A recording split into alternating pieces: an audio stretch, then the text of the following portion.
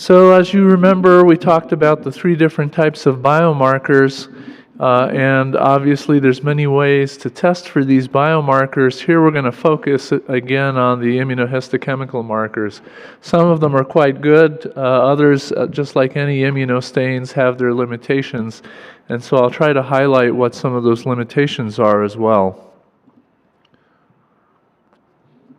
So I go back to this map about the WHO. And certainly there are areas with less resources than others, but I think about 95% at least of all neuropathologists at least have access to immunohistochemistry. So there's really been a push to try to create some immunosurrogate markers for molecular pathology.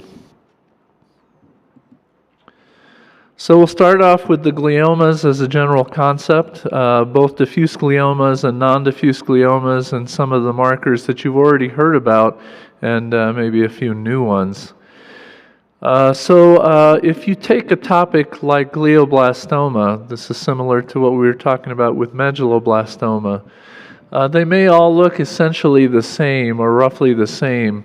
But if you look at molecular pathology, there's probably at least 6 distinct molecular subtypes of glioblastomas. And they correlate somewhat with age of patient, with a variety of prognostic indications, location especially, and so on. And so we're going to talk about this major one, IDH, because that's a prognostic, huge prognostic marker and a diagnostic marker. And we touched on this yesterday.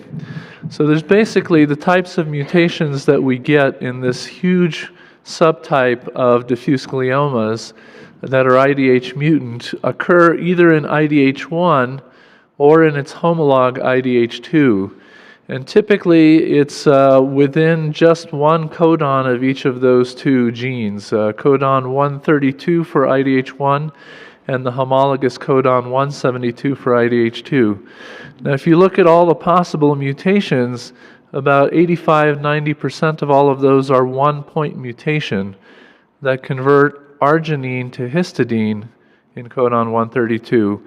And shortly after this was identified, people worked on developing an antibody to identify that marker.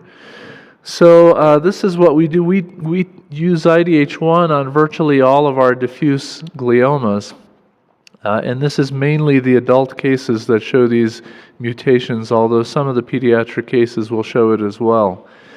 So the question is, so it's nice we pick up about 90% of all these mutations, and when it's positive, we can say, this is astrocytoma, IDH mutant, oligodendroglioma, IDH mutant, whatever. But what about when it's negative?